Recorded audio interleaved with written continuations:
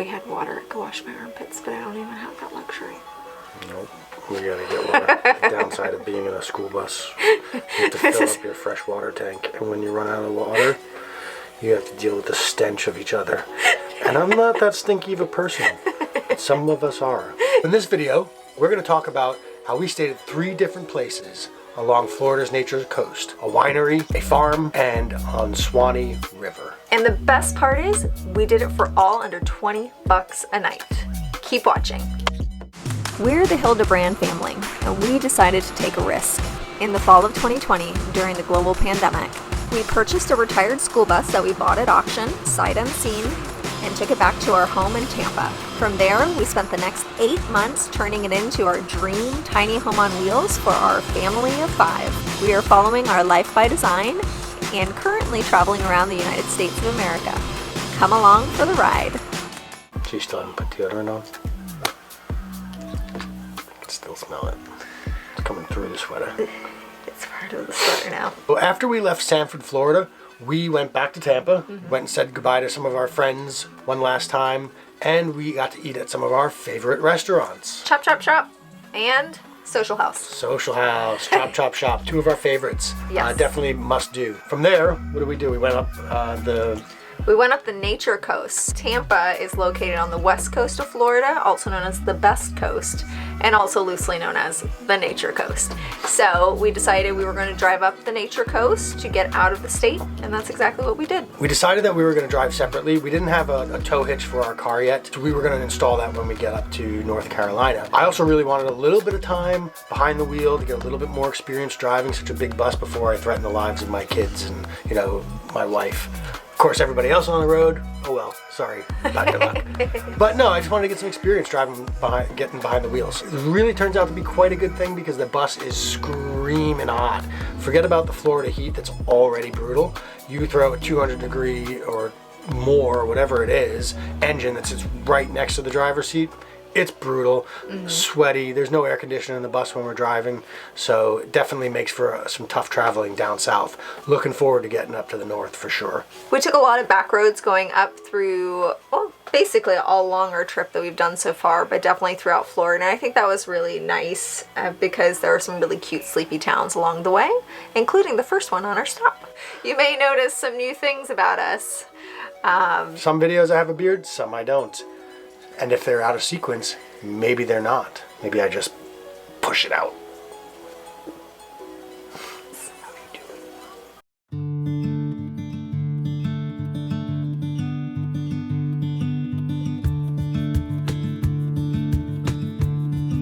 Our first stop out of Tampa was to the Spiricia Winery in Brooksville, Florida.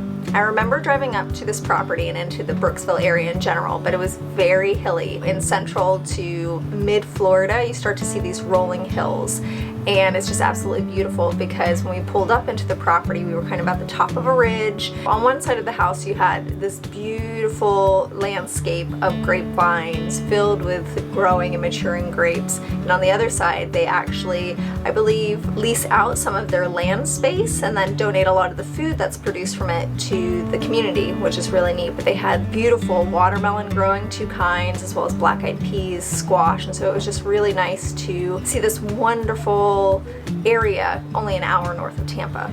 The way of life in Brooksville is definitely a lot slower paced than it is in Tampa, and we started to get that feeling as we arrived there. We were warmly greeted when we walked in, which we appreciated because with 3 young kids, sometimes it's like herding cats. It's a little bit all over the place, but they were so friendly greeting us. We were able to do a lovely little wine tasting inside and then pick up our bottle and go outside where the kids could play and run around as they do and as we enjoy them too. Both Eric and I had our own favorite wines that we liked. I was really fond of their muscadine blends, which a lot of their wines were. I found them to be really flavorful, and they were able to kind of balance out that stinkiness that those grapes have. If you've never had a muscadine grape, then that might not make sense to you. If you have had a muscadine grape or any sort of wine related to them, what are your experiences with them? It wasn't the case with these wines, so they were absolutely fantastic. So I highly recommend if you're in the area to visit this winery. Now, this was our first trip out of Tampa, which was so profound. Like, we actually did it. And of course, the first night there, our AC starts to leak like crazy. But what was happening, we think, is that we were setting the AC to like 65 degrees because who doesn't want cold air in the middle of a Florida summer? We were freezing out the system, so when it would heat up and try and drain, it was then just draining out of the machine. There was just too much to go into the line. Thankfully, we haven't had any issues since then. Joe, the owner of the winery, was absolutely fantastic. He actually gave us a recommendation for an AC technician in the area, and the fact that somebody was there to help us really took a lot of stress off of our shoulders. We found this winery through Harvest Hosts, which I'll get into a little bit more detail at the end of this video. One of the really nice things in booking these hosts through Harvest Hosts is that we feel immediately welcomed in. Oftentimes when you're driving an RV, you are the biggest thing in a parking lot, especially if it's small. This wasn't the case here. There was plenty of space to park. They were super helpful as to anything we needed or suggestions on where to go within town if we had to pick up something or do laundry. Our next stop up the coast was to Gan Eden Farms in Lake City. Gan Eden Farms is a working farm specializing in goat meat and small fowl such as chicken and quail, I believe. As soon as we arrived, the owner let us in through the gate. We were greeted by their giant dogs, some of which were like, one was a Great Pyrenees and then some other large shepherd type dogs. And that was really nice for me because I had a Great Pyrenees growing up. After we got settled in, we were given a tour of the farm by golf cart, which is a huge treat with all these little legs that we have with us. Is that Cookie? That is Jerry. Hi, Jerry. We were able to go inside some of the pens that had baby goats and chickens and turkeys, and the kids had so much fun. Oh, look who's coming to see you. Who is that? Oh, is that Hello. Looky there. Can we get a house goat? You gotta have two. They You need gotta have friends. two. Oh, fair enough. Do you remember that when they gave us a tour in the golf cart and we got to see all the goats and geese and ducks and what else we saw? Turkey. So gobble, gobble, gobble. Do you remember that? No. You don't? Okay. No.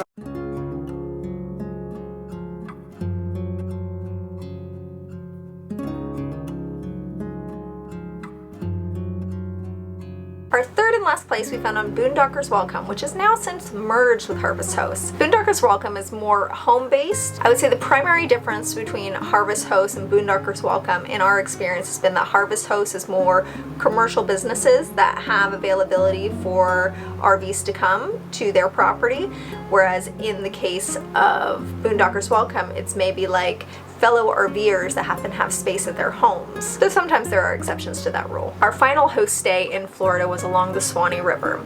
Our wonderful hosts had actually a really dedicated spot for RVs, including RV electric hookup and water. They gave us free reign of walking around the exterior of the property, which was lovely. It sat along the Swanee River, so we were able to go down to the dock in the morning and enjoy our coffee and just the peace and quiet of doing nothing.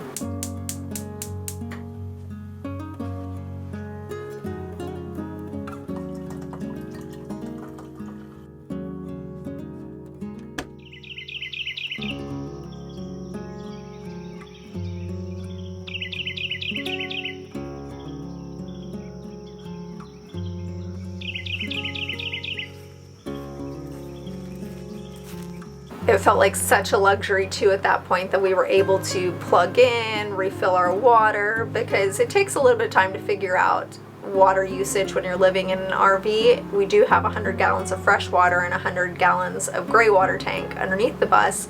However, just figuring out usage is important. Now that we're a little bit more experienced, we actually will try and make sure after a few days or so to be able to find a host who has water hookups, and then we can refill. Otherwise, we could go to gas stations like Flying J's, or if we have family in the area, we'll give them a call and ask to use their water. There's a lot of different options, so we're never without water. It just takes a little bit more planning. One of the biggest luxuries, and I would highly recommend this host hundreds and hundreds of times again, is the dedicated electric outlet switch, because man, oh man, do you need AC in a Florida summer. So we were able to cool our bus, and that's luxury. So you may be curious how we booked all of these stays for under 20 bucks a night, and that is through the app Harvest Hosts. Technically, one was through Boondockers Welcome and the other two were through Harvest Hosts. Harvest Hosts has now purchased Boondockers Welcome, so we're just going to lump them all in under the same category for now. According to their website, Harvest Host is a network of wineries, breweries, distilleries, farms, and attractions that invite RVers to stay in over 2,251 stunning camping sites. Based on our experience, I would say this has been 100% correct every time. In order to get unlimited access to all of the stays on Harvest Host, you have to pay an annual $99 fee on their website. There are some stipulations, however. Requirements for joining are you must have an RV that is able to function on its own. So toilet, water, cooking facilities within your RV. There is no tent camping allowed. Our internet here is loading so slowly, it's killing me. It feels like a 1990 dial-up connection. It is so slow. I've linked down below our custom code, which will get you 15% off the annual registration fee. In return, we actually get $15 on our Harvest Host account, which we would greatly appreciate. But again, you aren't required to follow it if you don't want. But a 15% savings is really nice. We're always curious about finding out where you guys like to travel to, especially if you have young kids. We tend to stay off the beaten path. We don't like to go to major tourist destinations. Being from Florida, we've had enough of that all of our lives. So if you guys have any recommendations, please let us know in the comments down below of places that you love to visit, especially along the East Coast, but definitely all across the United States. Stay tuned for our next vlog where we stay in a sunflower field overnight in Pitts, Georgia. Okay, that's it. Bye-bye.